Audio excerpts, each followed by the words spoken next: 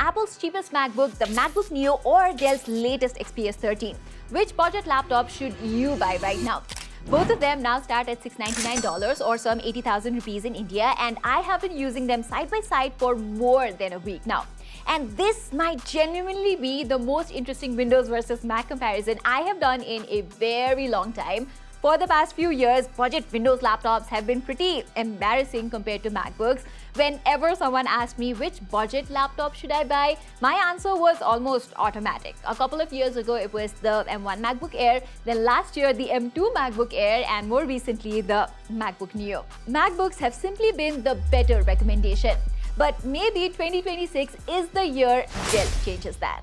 But these two laptops take completely different approaches to what a great budget laptop should be. And after testing both of them, there are actually quite a few categories where the winner genuinely surprised me. So I am going to compare them section by section: design, display, keyboard, performance, battery life, and everything else that matters. So by the end, you will know exactly which one is better for you. Alright, let's kick things off with the design, and honestly, I was not expecting this from Dell. Because just like the MacBook Neo, the XPS 13 has a solid aluminum unibody chassis that will make you wonder why budget Windows laptops used to have such terrible build quality before. Now, this is an XPS laptop after all, so I kind of knew that Dell was not going to mess up the build quality, but I was not expecting it to feel so premium either. It's just as slim as the Neo, it's slightly lighter actually, and everything from the hinge to the rest of the laptop feels so freaking sturdy here. Even the port selection on the XPS 13 is somewhat better than the MacBook Neo. They both have a couple of USB-C ports, but while the Neo has a super slow USB 2.0 connection, you get standard USB 3.2 ports with the Dell XPS 13. So no matter where you plug in your storage device or even a 4K external monitor, it's going to work on the XPS 13. I also appreciate that its USB-C ports sit on either side of the laptop for easier cable management. But there are a few things design-wise that I found Apple simply does it better. Like the headphone jack, for example, which Dell has decided to skip. And second, I would also have loved to see more vibrant color options for the XPS 13 as well. This pale blue tint certainly feels classy, I agree, but the MacBook Neo looks so livelier and full of personality in comparison. I will never understand why laptop makers are so afraid of a dash of color. But since the XPS has a lighter build, faster ports, and upgradable storage, this round goes to Dell. Okay, next let's talk about the display, and this one is an easy win for Dell. Both these laptops are equally matched in terms of brightness at 500 nits, but every other thing you can think of is better on XPS. You can tell the difference just by looking at them. The bezels, the thin bezels on the XPS 13 look so much nicer than what you get on the MacBook Neo, and then Dell has somehow managed to fit a larger display in a smaller chassis here. This one is also a touchscreen, although it does not support stylus input. It's got better viewing angles, and it even has a nice anti-reflective coating that works surprisingly well.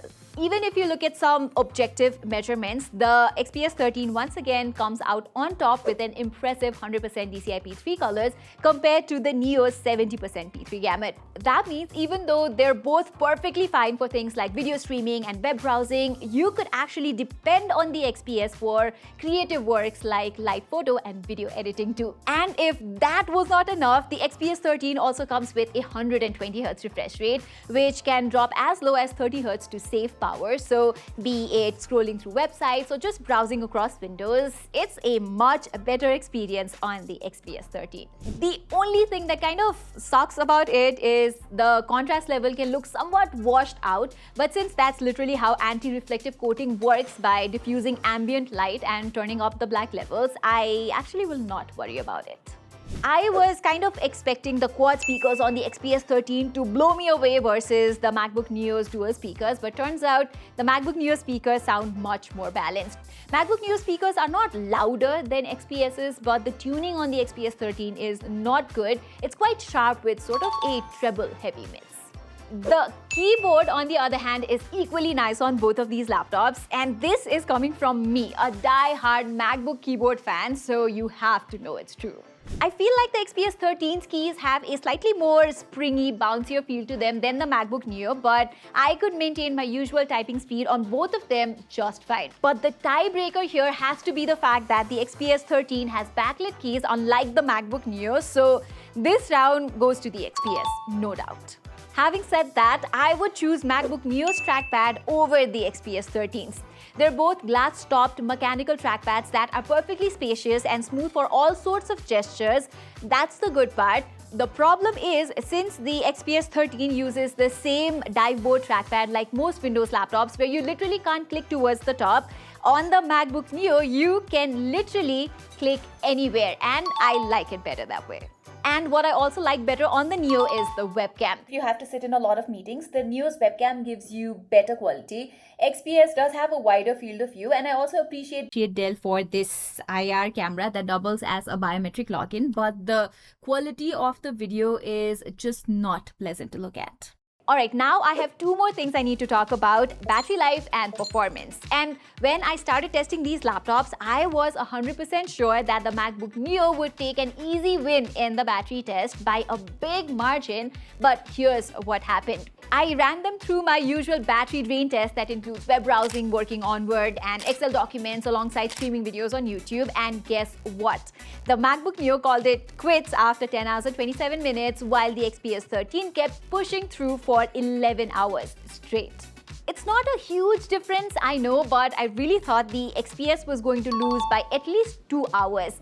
I guess I was wrong, and it's honestly not even a contest when it comes to charging speed, since the XPS 13 ships with a 65-watt fast charger compared to the Neo's 20-watt power brick. Finally, let's get to the performance, and even here things are quite interesting.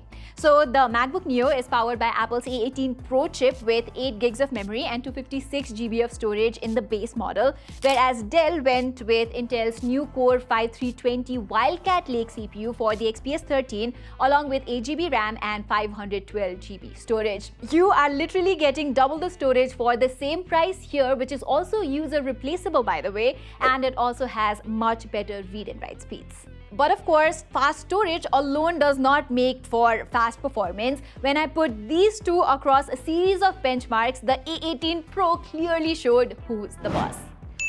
Not him. A little disclaimer, things are pretty technical here, so please bear with me. So except for multi-core CPU tests, the MacBook Neo won at everything else. From CPU and GPU tests to speedometer that tests how responsive web browsing feels, and Fugate Bench's Photoshop test to measure how fast it can handle different real-world workflows, the MacBook Neo kept a comfortable lead over the XPS 13. I don't even think I need to talk about their power efficiency, since the A18 Pro sips anywhere between 4 to 5 times less power than what you get on Dell's camp. I knew Intel was not suddenly going to catch up to Apple in terms of efficiency despite using a more advanced 1.8 nm fabrication process and whatnot, but the gap between the two is honestly pretty staggering.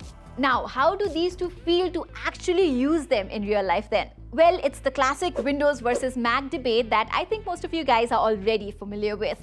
The MacBook Neo feels a lot more snappy to use, while the XPS 13 likes to take a little time, like with loading big applications, casual multitasking, or even something like using the object selection tool in Photoshop. And I know they're both playing with 8 GB of memory, but man, how efficiently Windows and macOS utilize it is a different story altogether. I was noticing my browser tabs reloading themselves much more frequently on the XPS 13 versus the MacBook Neo, which should tell you how incredible Apple's software optimization is. And even with things like light or 4K video editing, the timeline feels slightly more smooth on the Neo with better render times as well.